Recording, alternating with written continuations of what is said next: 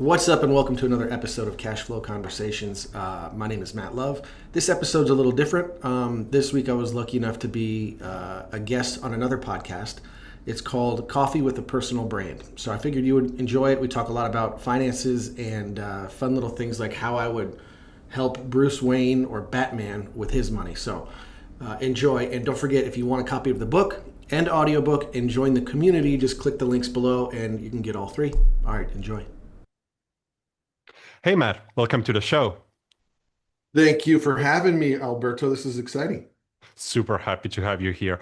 We were chatting out of camera, and I'm just so excited to have you here today because I'm passionate about personal finance. You have like a very unique perspective on things from this niche. So, yeah, I'm just super excited. So, thanks for taking the time and welcome to the Coffee with a Personal Brand podcast. My name is Alberto. I'm a copywriter and marketer for personal brands. I have my espresso here. I'm Italian. That's part of my branding, and you have it too. So, this is going to be a real coffee with a personal brand. And yes, like I was saying, today we're having a coffee with Matt Love. So I would say you are a big coffee drinker, right? I do enjoy coffee. Yeah, I'm not. When I was younger, I hated it, but yeah, it's good now. It's great. Great to have a cup of coffee over a conversation.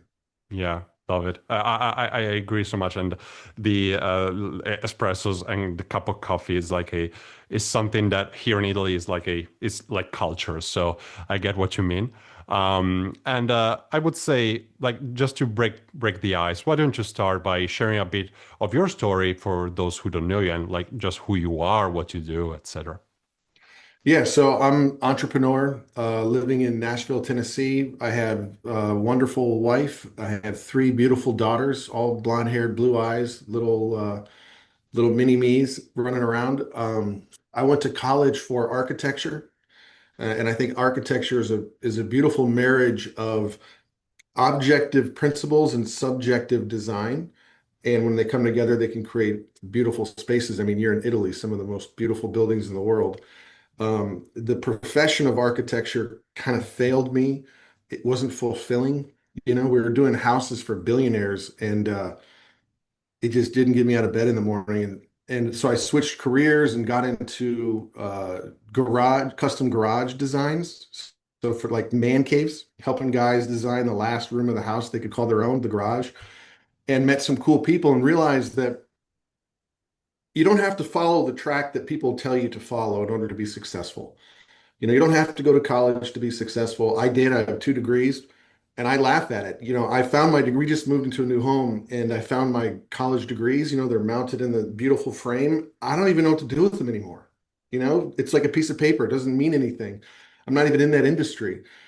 So ended up getting out of architecture, getting into garage sales design, and realized that if I can help people get what they want, and I get a little piece of the transaction, I can make a lot of money and have a lot of fun doing it.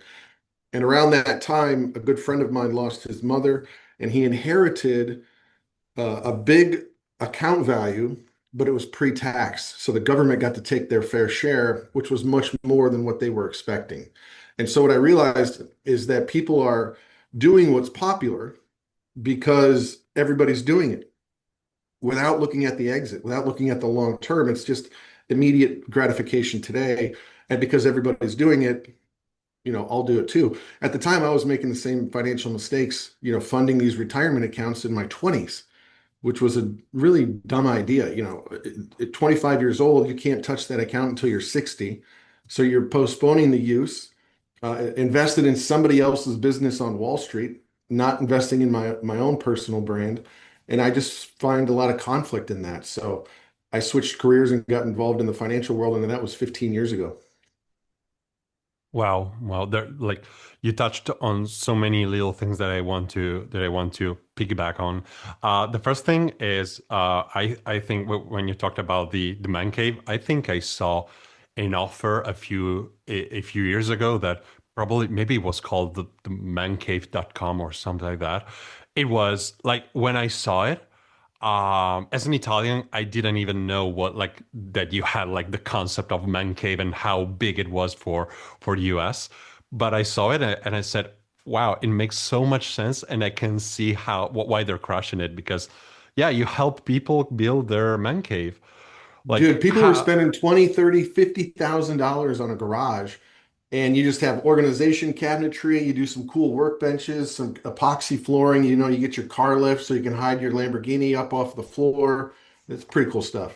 Yeah, yeah, and I can see that. Like, yeah, and what I like is that like, are you an architect? Like, do you want to become an architect, or do you want to use your architecture skills for like a tangible, outcome-based business, like a man cave? Like you're not a generalist anymore, and you just building insane like a great offer and I Yeah. just loved it. And so, yeah, And I've always been obsessed with like how things go together, like mm, the engineering side and the design side. As an architect, I realized that, there is a lot of designers better than I am. And in architecture, unless you're great, you're really not going to go far. And I think I was good, but I wasn't great at that.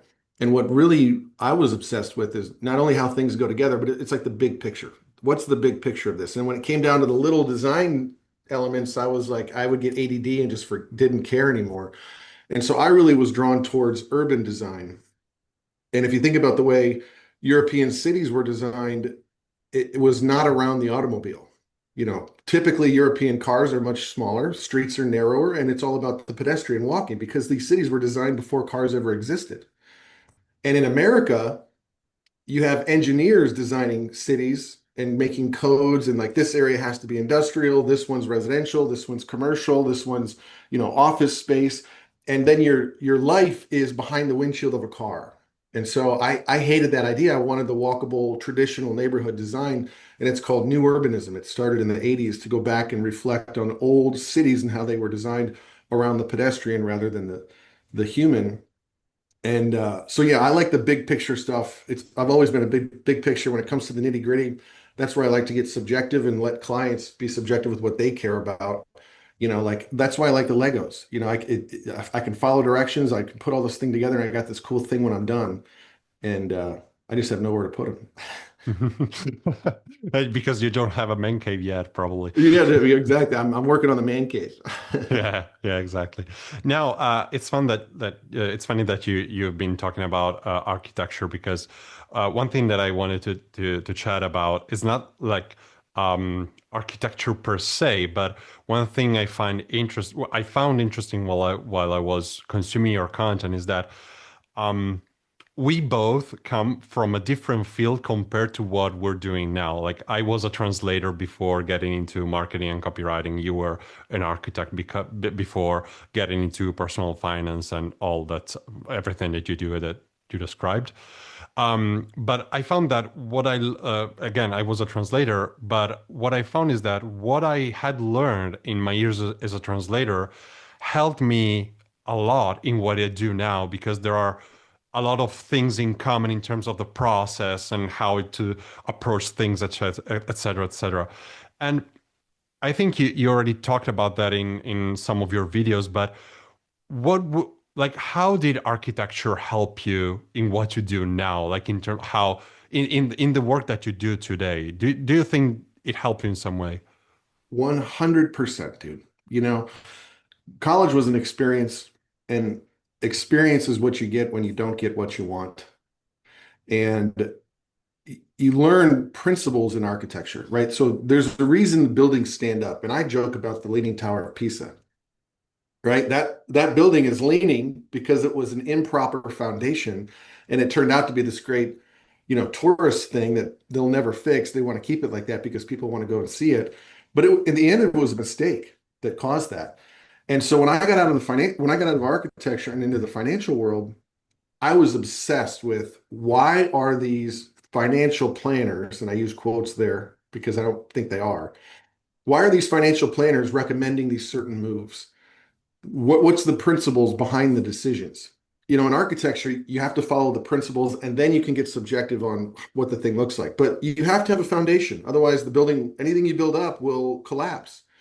There's a reason why a building has columns. It's not, they just didn't want to just put a column in the middle of a room because it looked good. It's to help hold up the structure. And then we can be subjective on what that column looks like. Is it wood? Is it steel? How does it relate to everything else? And in the financial world, man, that was lacking. What you end up getting is a lot of sales reps selling widgets. You want to retire, get a retirement account. You want to send your kids to school, get a college savings account. But it's like, well, hold on a second. I can't retire with a retirement account. I got to turn that retirement account into money and then spend the money. So how do I get the most amount of money? Not how do I just get a retirement account, you know? So principle first. For 15 years, I've been applying principles. And this is where I'm just kind of leaning in because I don't think successful entrepreneurs have ever learned rules around taxation, rules around banking, rules around, about how to invest in yourself versus someone else's business on Wall Street. So yeah, I take the exact same approach. Let's understand the principles first. And then once we understand the principles and create our foundation of wealth, knowing that my family will be taken care of and I have access to money, then I have permission to go invest in what I want. It doesn't have to be a retirement account. It could be a building, it could be my friend's business, it could be real estate. And then we can supercharge our wealth creation and leave a legacy for our kids. And it doesn't have to be leaving my kids rich, but leaving them with understanding the principles so they don't have to go through the school of hard knocks for no reason. I see this repetitive thing every generation. People are learning over and over again how things work. And I don't know why we didn't learn from the previous generations. Mhm. So yeah, Well, principles first, and then we get subjective on what we do. yeah, very interesting, and it's interesting again that you learned learned that in architecture and then applied it in finance. And but why do you think we have like a like just a lot of sales reps that sell widgets? Well, why do you think that happened? Because it's easy, Mm, because people want a quick fix. Look at the drug industry. You know, rather than get healthy and go to the gym and eat well, give me a pill to make me feel better. I want the quick fix. And when it comes to money, people are looking to get rich quick. I don't do that. I don't want to show you how to get rich quick. I want to show you how to not go broke and have access to capital before you're 60 years old so that you can do what you want and you can invest with impact and happiness. Happiness has a rate of return. Experience has a rate of return. Like if I can invest somewhere so that my family can enjoy it before I get to retirement years, I want to figure out how to do that. But I think most people are looking for the quick fix and they want to retire. So boom, they get sold this retirement account idea. And then, dude, I've talked to thousands of people in their 60s and 70s. The number doesn't make you happy. Um, Whether it's 1.5 million or 2 million, that's not a needle mover. That's the happiness barometer doesn't change much with just because of the number. Um, but the financial industry is set up to get paid when consumers give up control. So if they invest in those widgets and then the advising industry is allowed to charge a fee, the consumer just sits like this at home, doesn't get paid. The advisor's getting paid every single year, not the consumer. The advisor's getting paid on the savings from the consumer who's just hoping that it goes up. So I think that you got to hand it to the financial industry. They've done a very good job of teaching people that they need widgets rather than, cash flow or control. It's amazing how many people give up control of their wealth unknowingly and unnecessarily. yeah, yeah, makes sense. Yeah, there's so many things that I want to talk about, but let's move to the first game. Otherwise, we will never move to the rest of the interview. So, yeah, let's start with the first game. Those who watch the show know that we don't just follow the usual Q&A structure. I like to mix questions with fun games to make everything more engaging, both for you and for people who are watching. And today I'd like to start with a game that we'll call Read the Book. All right. So it's clear that you have like you're a very unique perspective about what's happening in personal finance. And now with this game, I want to give you some popular personal finance books, and you will have to give it a number, give every book a number from 1 to 10 with a brief comment on the book. Cool. All Hopefully, I right. know the book. Yeah, hopefully, yeah. Fingers crossed. But if you don't know them, don't worry. Just we'll just move to the Sure. next one. Okay. Yeah. So the first one is I Will Teach You How to Be Rich by Ramit Sethi. I don't know that one. Okay, let's move. But Uh, can I judge the title? Actually, no, I would say no because I have read that book and the author is the one saying that like that was a bad title because he didn't.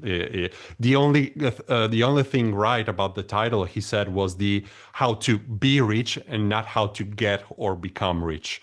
Like he talks about how to actually not just use the money, save money for the future, but actually use them to invest and to actually be happy.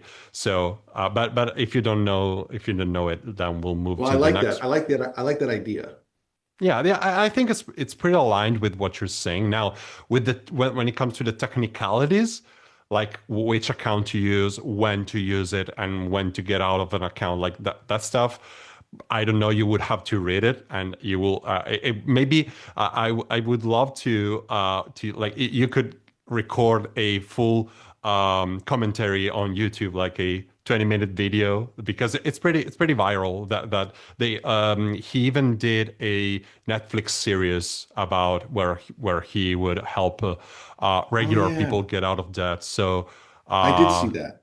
yeah, yeah, it's the brown guy that does Yep, that. So if you want, you can just react to that maybe on Netflix, just YouTube video idea. it's a good idea.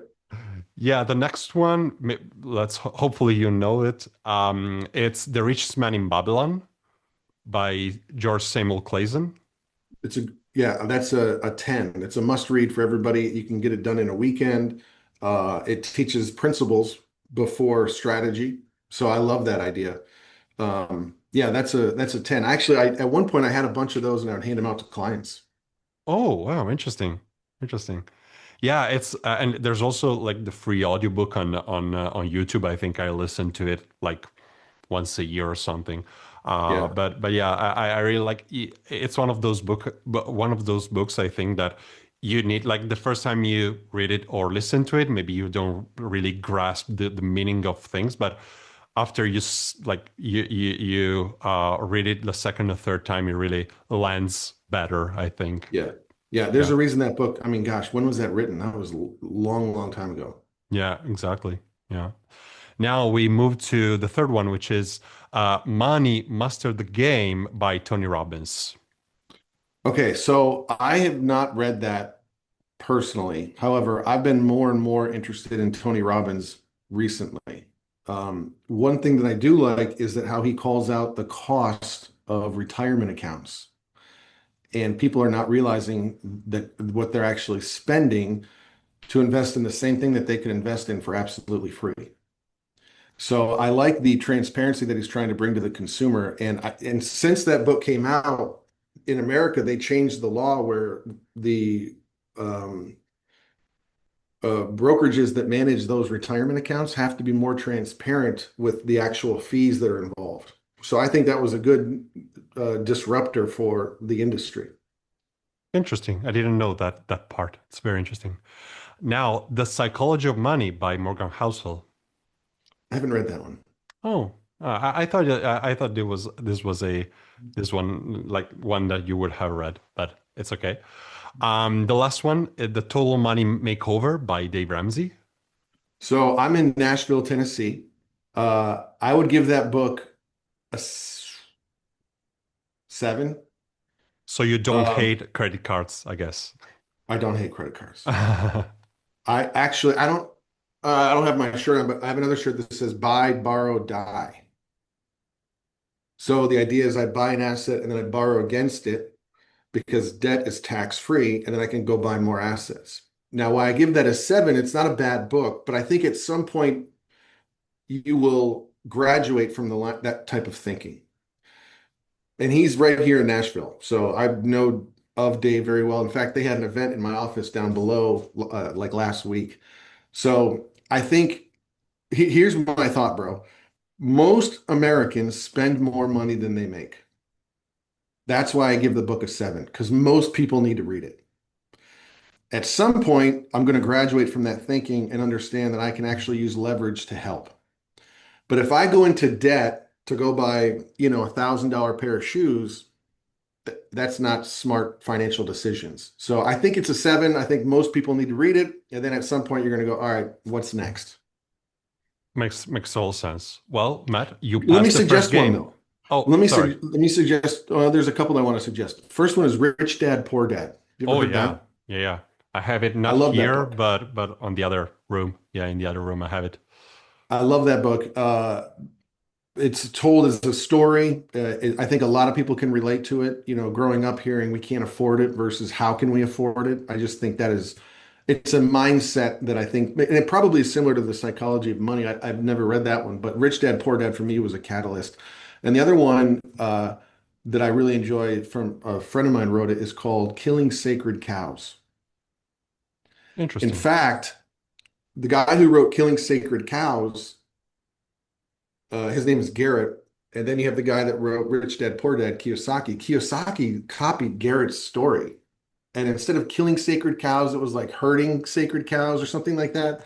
Like played off the name. And then they kind of got together and butted heads and then they ended up partnering together, which was kind of a cool story. Instead of being a litigious, American, they worked together, which is really cool. So killing sacred cows is really good because that disrupts what people think they know about money and it proves a lot of like what we think to be true is not true at all. Makes sense. Makes So sense. I would add those two to the Yeah. bookshelf. Very, very interesting. And I think like you also wrote a book about finance and personal finance, like as a macro topic. Um, like, what's your general? We touched on a few quote unquote viral or famous books on personal finance, but what's your general take on what the popular books talk about compared to your book that you have written? Yeah. Okay. Good. Good question. So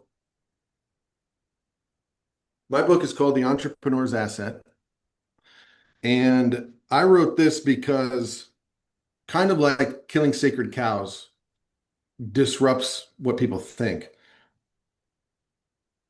I kind of told this as a story of myself, going from an architect making $30,000 a year with a master's degree to being the top 1% of income earners by not following traditional advice. And I don't want to take risk with someone else. What I believe is that I myself I'm the biggest asset, and my ability to have impact in the world could give me the highest rate of return. So the first way to get wealthy is to understand how to increase income. How do I go from 30 grand a year to 300,000 a year and higher? So once I increase the income, now I have excess capital that I can do things with. And instead of going right into Bitcoin, I have a family, there's certain steps that I should take incentivized by the IRS that not only protect my family, but give me access to cash long before retirement age. So I wanted this book to help be an inspiration to people saying, you know, do I go invest in Bitcoin or do I go start a Roth IRA? Principally speaking, understand the principles and the rules of the game. Then understand what if you make those decisions and what the outcome could be like long term. So my book really is teaching people take risk on yourself first. Don't throw money at something that's speculative. Protect everything first. First. That's easy. It's like I'm not going to go build a roof before I build the foundation. I'm not going to build walls before I dug a hole in the ground. And in the financial world, rich dad, poor dad. How do you think about money? Killing sacred cows. Here's what you thought to be true that's not. Entrepreneur's asset is here's how you do it. Here's a step-by-step guide. Make more money. Here's how you can make more money. I talk about sales is the easiest way to increase your income, selling your products or somebody else's products. Either you fulfill or somebody else's fulfills.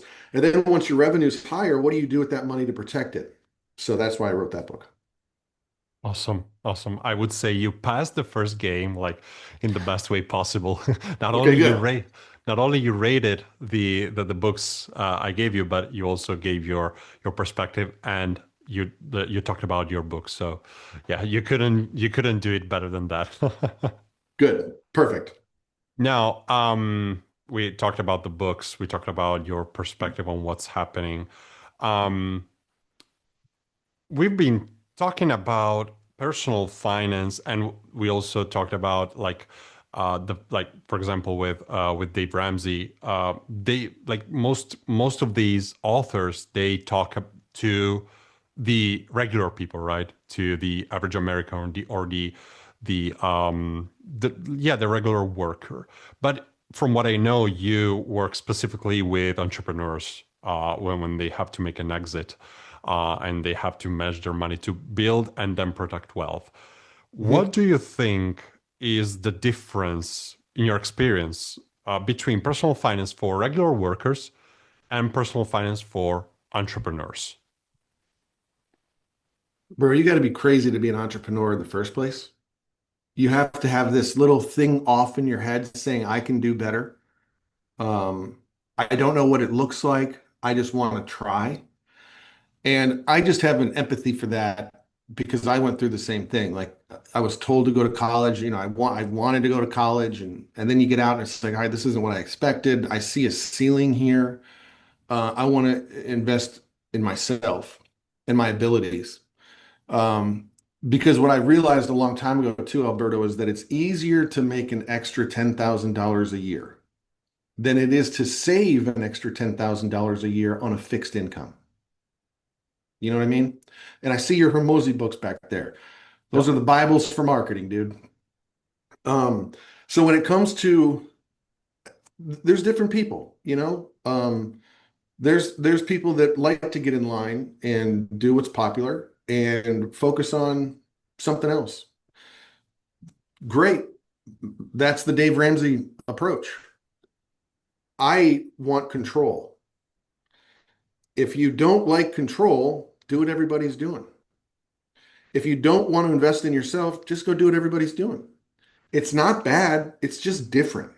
You know what I mean? Like those types of people need to exist in the world, just like entrepreneurs need to exist. But I don't want to have a white collar income making blue collar financial decisions. So there's two different schools of thought. A lot of people, you go to work in America, you get like a 401k. You familiar with those? Yep. Yeah, so it's like a retirement account. And then their boss will match it. So like they put in 6%, the boss puts in 3%. Good for you. That money you can't touch for 20 years, 30 years. It's taxed at the end, unless you have a Roth. But even the contribution from your employer, that will be taxed, which also triggers taxes on Social Security and Medicare. And then there's RMDs. You have to take the money. So if you're obsessed with control, you wouldn't follow the traditional advice. If you don't care and you just want to get in line and go to work and come home and do your thing, go do the traditional stuff. Yeah.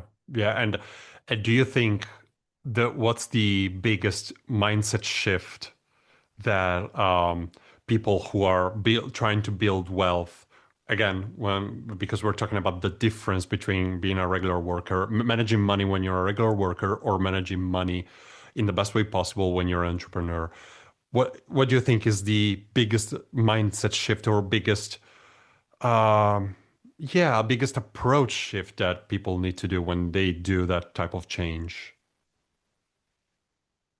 I, dude, like probably 90% of the meetings that I have, the people walk away and say, I had no idea it worked like that.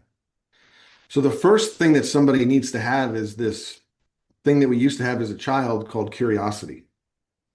Like if I'm steadfast in my belief system and I'm unwilling to learn, you're not going to go anywhere. And every entrepreneur tells you that they're a student for life. So I find that, as an entrepreneur and business owners, they've taken risk in their business. Their money doesn't need to be exposed to even more risk. So the mind shift is, I don't know if it's a mind shift because entrepreneurs already have this screw loose and they know how to invest in themselves.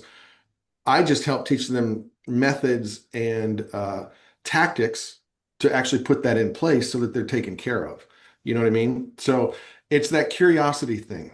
Uh, when I work with a 70-year-old, the dumbest comment I get is, that product is bad. There's no such thing as a bad product. That's like saying acoustic guitar is bad. Well, I'm going to go play Van Halen. Well, I'm not, acoustic guitar is bad. Well, if you want to play Van Halen, then yeah, an guitar might not be the ideal instrument. It doesn't mean the guitar is bad. It's just you're using it wrong. And in the financial world, it's the same thing. So people are steadfast in their decisions and they think they know something that they just don't understand, and that gives them confidence. So I believe the number one thing is, dude, just be curious. I love it. I love it, and I love how simple you framed it and you described it. From it sounds like um, people like entrepreneurs, they have to play a different game compared to what the regular workers are playing, but nobody taught them how to play their own game, and so there's like this mismatch, this discrepancy between the two. That's why Hormozy's took taken off so well, because he created Mm, an open book on what he went through and helped entrepreneurs in all these different industries just understand the frame. You use the word frameworks, just understand the different frameworks of how things work and tactics that you could use. And nobody's going to read Hormozy's book if they're happy where they are making X amount a year and they don't want to change. Okay, then don't. That's when I got into the business, 15 years ago, I would get people talking about, the Dave Ramsey approach. And I'm like, it's not bad. Is it for you? I don't know. And the challenge, it's like going to the dentist. Some people just aren't curious and they don't want to be. So you're not going to convince them otherwise. Uh, yeah. yeah, yeah, totally. But it's also cool that the thing you said that entrepreneurs or like growth driven people, they already have that mindset. They you don't have to convince them. You just need to give them the resources and the tools to apply what they already do. Also with the money management side. So And um, those people exist because look at all of the mm, sales that Hormozy got when he did those book launches. My gosh, talk about crazy. I think he broke the Guinness Book of World Record of the most yeah, money in a this day. summer, yeah. It's incredible. And I contributed to that. I'm happy to say I Yeah, contributed to that. yeah. The green one is there. Yep. Yep. No, Yeah. So love the it. people are out there. And with the internet, it's becoming so much more transparent. Well, here's what's ironic too, bro. The stuff that I teach isn't new. Principles have been around forever. But the consumer couldn't find that information because the financial advisors didn't talk about the stuff that I talk about until their net worth was above a certain amount, like $10 million. Then they started talking about different strategies, which gave the consumer more control and the advisor didn't make as much money. The advising industry typically is getting paid on fees. Do you have like Netflix? Yep, I do. Okay, you don't buy Netflix once, do you? You pay every Yeah, single month. Why yeah. wouldn't you just buy it once? Because Because that's they their make more model. money. Yeah, they make more money by charging you a monthly fee, even though it's a small amount. It's a small, tiny amount. Well, add that up, interpolate that out over your lifetime. The financial industry gets rich on taking your money and putting it into somebody else's business, and then they just charge a fee for the management. They have no skin in the game. And then once your net worth is worth a certain amount, then they start talking about these other strategies where the advisor typically doesn't make as much money, but it gives more control back to the consumer. I just try to skip the line. Yeah, and people loved it. And like you said, there are so many people that want to do that with their money. So yeah, really like that. What you said here. Now let's move to the second game, shall we? So this second game, I think is going to be so fun. It's called Fictional Strategies. So you're used to consult people about their money and everything we've been talking about.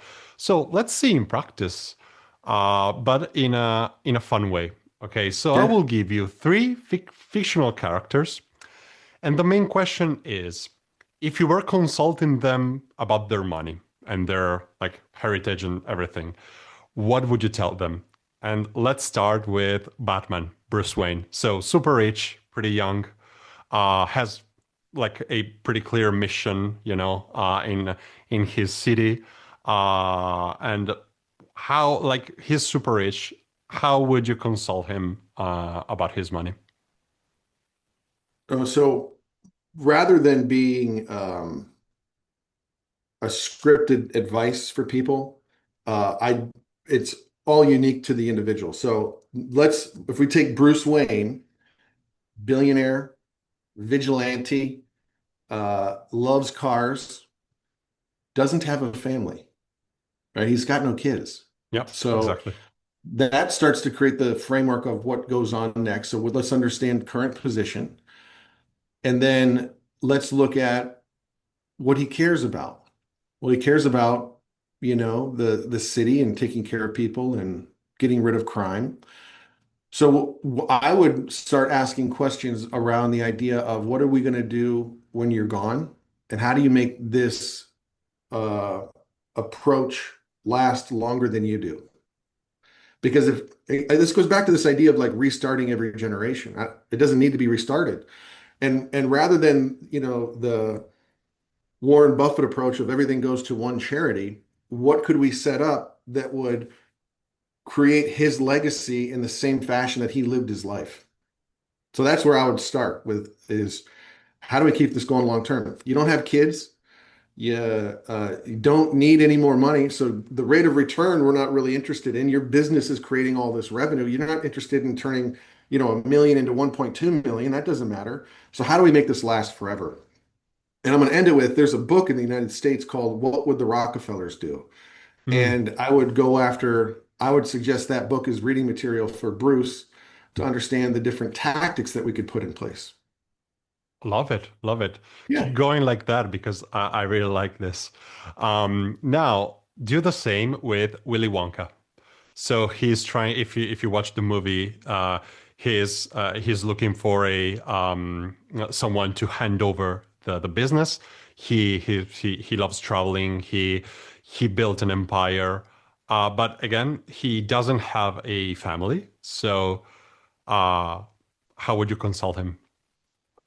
You know, that's a good one. Again, business owner, very passionate about what he's doing, loves kids, and he's interested in creating a succession plan.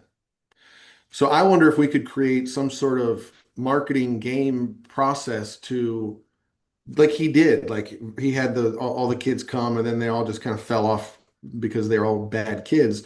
But I would do something similar to like what the movie's even about. How do we create a process so that you can find the succession plan that aligns with the values that he grew up with? Hmm. Um, Would you sell the business? if my shirt, remember, buy, borrow, die. Does Willie need the money? I don't think so. Not really. So the only so if that's the idea of the full circle in business, starting something, growing it, and then exiting. It's a full circle. Okay, it's the cycle. A lot of people want to do that. I don't. I'm not big on saying here's what you should do. I like to discover, your why, what you're doing behind it all. Because who would he sell it to? Slugsworth? That guy didn't have the same principles that he had. And I think when business owners, their business is their baby. So you don't want to hand it off to somebody who doesn't share the same principles. So I like what the idea of like, how do you grow this succession plan with someone that follows your value? If he sells the business, who knows what could happen? As a business owner, if someone does want to sell, oh, dude, here's a quick story. I met a guy this summer, a really nice dude, very gregarious, open book, really friendly. And I go, "What do you do for work?" And he goes, "Well, my family just sold their business." Oh, okay. What is it? You ever heard of Jelly Bellies? Not actually, no. Okay, so it's little jelly beans that have like immense flavor, and they make some that taste really good. Then they make some that taste really bad, like vomit. So it's like a game that you eat these little Oh, jelly we beans. we had something similar that went viral a few years back here in Italy. So it's like our version that it's like a challenge that you needed to do on social media. Like if you were lucky, you had like the good one. If you were unlucky, you had like the bad taste in your mouth. Yeah. Well, so this guy's grandfather started the business, and his dream was to sell it. And the grandson had no say in it. I think they probably all got paid, but it wasn't his decision. So the grandfather wanted to create that full circle, and they did it. So that's what they wanted. I don't know what Willie would want to do. Um, there's one more point I was going to make about Wonka, though. Um, Oh, every business owner has a silent partner. It's called the government.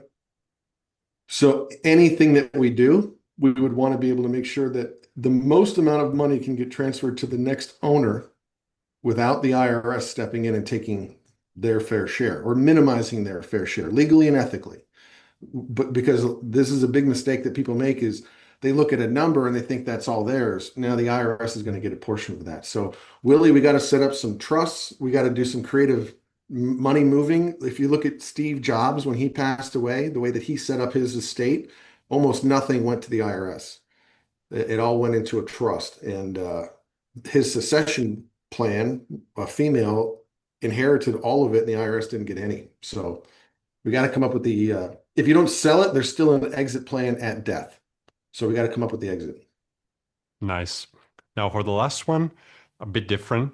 Ebenezer Scrooge from A Christmas Carol. So again, no family, super rich, still in business. Doesn't seem that he wants to stop doing business.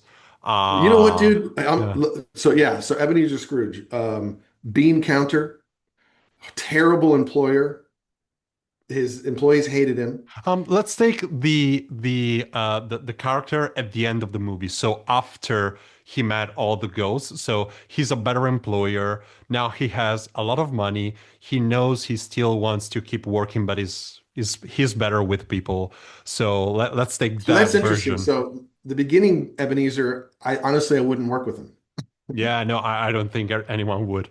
No, you go read the Dave Ramsey book on how to save more money. Great.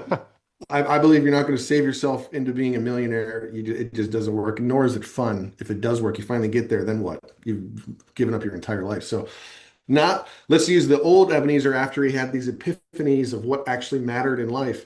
The entire conversation, Alberto, would be all about charity because I want to maximize the rate of return of happiness. There's six KPIs that we talk about. You know, am I investing for cash flow, for tax reasons, for an exit? Is it for growth? Is it for impact in the community? With the newly inspired Scrooge, Ebenezer, we would be doing all about charity. How do we maximize the ability to give? Super interesting. You passed the second game, and this was so fun. I'm Well, so let's happy. talk really quick too, because we talked Yeah. about Hormozy. Did you see the interview with Hormozy and Tony Robbins? Oh, I've seen some clips, but not yet the full interview. No. Bro, you might want to watch it. I think you would enjoy it. But so Hormozy, no kids, Hmm. happily married, extremely successful, and he talks about giving away $1 million for to charity because he's supposed to, and he got zero happiness out of doing it. He did it because he felt like he was supposed to. And Tony starts digging into the psyche around what he's thinking and why that, bro, the epiphany that he has live on air is just really cool because we're not supposed to do things just because we don't do things just because we're supposed to. And because it'll never give us the gratitude that we're looking for. This is like my book going to college and doing everything I'm supposed to. It's like, I made it. Now what? That now what is the most important question because I talk about internal rate of return, like what an account does, external rate of return, what does it do for me and after all of the costs and everything, and then eternal rate of return forever. Just a speck. I'm a short little time frame in a much bigger picture. So when you look at like Hormozy giving away money just because he thought he was supposed to, maybe he shouldn't do that. Is there a way he can position his money that can give him more impact and increase his happiness and get the same tax benefits of giving it to some charity in the first place? So everybody's unique, and this is what's so fun about money. Yeah. Yeah. Now I have to watch that interview. Like you, you Dude, give. what ends up happening, Alberto, I think Hormozy, bro, if you were to go back, and I haven't confirmed this, but I think he probably asks three questions. That's it. And it turns into Tony diving into who is Alex and what does Alex want? And this mindset of, he had this mindset of F happiness. Like, I don't need to be happy. I'm just going to work. I'm going to make money. And Tony's going, that's not how you want to live. And doesn't say that to him, but he gets Alex to realize, yeah, I don't think I do want to live like that forever. and it's not necessary. So like it is a cool, and this is what I think is so fun about money because the 80% of people that want the traditional advice, they're obsessed with a number. Money's not about a number. What are you doing with it? Like, am I going to buy Legos and spend 4 hours on a Saturday with my daughter building Legos? Or do I want to watch my $1,000 Bitcoin go to $1,200? Which one's going to give me more happiness? Yeah. Yeah, totally, 100%. Now, I loved it again, and now I have to watch. This is what I'm going to do tonight: the interview with Tony Robbins. Now, before we move to the last part, which is the last game, I want to get a bit into the technicalities of doing business. Again, your most recent book is clearly made for family-oriented entrepreneurs with a great purpose. It's in your title, if I'm not mistaken, and it looks like you have a very defined avatar. So I'm curious, how did you find that avatar? And yeah, and like in general, because we know that the avatar is one of the most important things when doing business, when doing marketing, etc. And yeah, I would just like to know how you found that is your target, that is who you want to talk to. Well, that's a really good question. So I enjoy marketing. One of my best friends is phenomenal marketer, makes tons of money and very good. And he would always give me pushback like, dude, who's your avatar? Who are you going to work with? And I'm like, well, I can help anyone.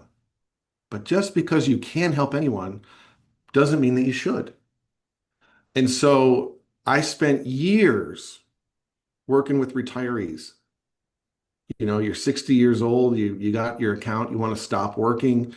I can show you how to have more income in retirement and reduce the risk that you're currently exposed to, and it doesn't cost a thing. And you still get these people that are obsessed with traditional planning and realizing that in order to get what they want now, it might incorporate things that they thought they didn't want before. It's like the guitar idea, right? Like, I don't want an electric guitar.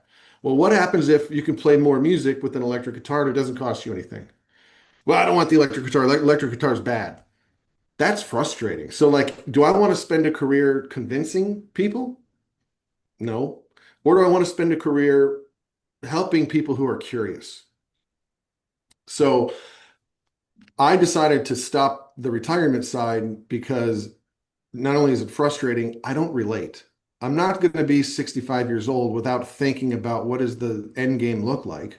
I'm not going to punch a time clock every year for 30 years only to get to the right age and then just all of a sudden turn these assets into income.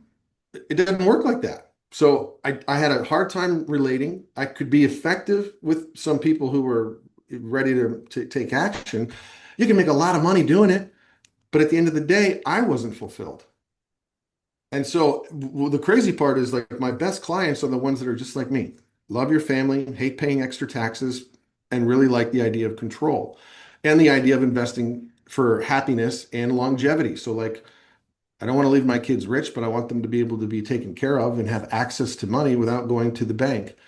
So setting up the right structures for that. And then the more that I would talk about what I like and what I enjoy, these people just come out of the woodworks like, I want to learn more about that. Like my company is called Cashflow Architects. I had a guy stop me and he goes, hey, are you the cash flow architect guy? I said, yeah. He goes, well, I know what cash flow is and I love cash flow. I know what architecture is. What the heck do you do? And I was like, oh, that's great, bro. So I'm like, I help people design cash flow before retirement years so that we can get enjoyment. Hook, line, and sinker. Guy loves it. He'll be a phenomenal client.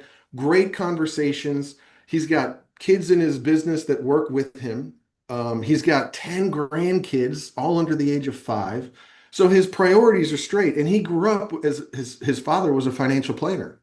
So he grew up with the idea of like keep saving your shekels, like keep storing it away in the market and it'll grow and eventually you can retire. Eventually you'll have fun, not the way that we want to do business. So I just said, yeah, my friend would be proud. It only took 7 years to create the avatar or just identify it because the truth is I could help a lot of people. I just don't want to. And I get more fulfillment out of those conversations, with 10 grandkids and like family run business. And what do we do that the IRS wants you to do? Keeping you in control. That's just more fun. So that's how I found the avatar through a lot of trial and error and finally just saying, I'm going to stick to one. Yeah, As and that's Hormozy says, riches are in the niches. If you don't have a niche, I'm going to niche slap you. yeah, so true. And that's the best way to find your avatar, to be honest, meaning through trial and error, to through talking with people, and And having the feeling. guts to say it, right? Like you have to be able Mm, to say, this is what I want to work with. And then people come and say, well, I'm not perfectly that, but could you help me? Sure, I could help you there. But I want to be able to pick a lane. And I think in the financial world, a lot of advisors have no idea how to do that because we're trained to be able to help everybody because we likely can. Even Dave Ramsey, he's got his own lane, dude. He's got his avatar. yeah, yeah, yeah. It's not mine, but he's got it and it's working out very well for him. Yeah. Yeah, totally. And since we're talking about business, very quickly, let's talk about the future. So when you imagine your brand and your company like 2 to 5 years from now, we're in February right now while we're recording. So probably you have done some thoughts before New Year's Eve to say, okay, how do I want to, what am I aiming to in terms of my goals? So, what is the big goal that you're aiming to achieve 2 to 5 years from now with your company, your personal brand, if you have anything? So 15 years doing this, it's ironic. I wrote that book 2 years ago and then got back into the retirement space like a moron. And what would life be if we didn't make a bunch of mistakes? So this year I told myself Cashflow Architects is working strictly with entrepreneurs who care about their family and saying no to anybody that doesn't fit into that category. I don't have a revenue goal. I would like to see Cashflow Architects grow as far as an agency and have more um, advisors. We've done it in the past, but as soon as you violate your principles on where I want to go, it just becomes an anchor. So I I've recently, this is I don't know if embarrassing or not, but recently have been working on my relationship with Jesus in religion and understanding that life doesn't have to be like going through life with white knuckles. Instead, I can go like this and I can enjoy this journey. We're constantly trying to get more income, more assets, more stuff. Dude, I got three little girls at home that are the cutest thing. Look at this. Oh, love it. So cute. I mean, that's a terrible drawing, but she's only, 5 years old. These are the best ones. It's so I'm telling this year I decided to enjoy this and not worry about growing everything. And one of my business mentors, when my third daughter was born, she had some health issues, and I straight up told him, I said, I'm not working 60 hours a week. I will be in the hospital. I will be home at 4:30, 5 o'clock. I'm not leaving before, 7 a.m. or 8 a.m., depending if we go to the gym or whatever. But uh, setting up guardrails for my life experience versus just trying to grow the business, to me, that's what we're focused on. Love it. Love it. Really, really like it. Now, last game, and then I'll let you go to the rest of your day. This last game is called Time Machine. Let's say you get in a time machine and you meet your younger self in the exact moment you decided to quit being an architect. You only have 30 seconds to spend with him. And so my question is, what is one piece of advice that you would give younger Matt in those 30 seconds? So I've quit architecture already. Yep. You just quit being an architect, and so and then you're heading to the next step. Uh, a couple of things.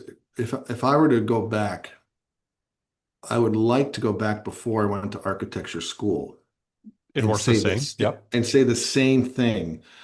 Trust your instinct. Trust your gut. Nobody, the people around you that love you want to see you safe and taken care of. They want you to follow the path. College, go to college, then get the job. If I would have spent, I would rather have spent more time focused on what do I actually want my life to look like rather than checking the boxes of what I thought I was supposed to do. So at the time I quit architecture, I would go back and say, dude, have fun and trust your instinct.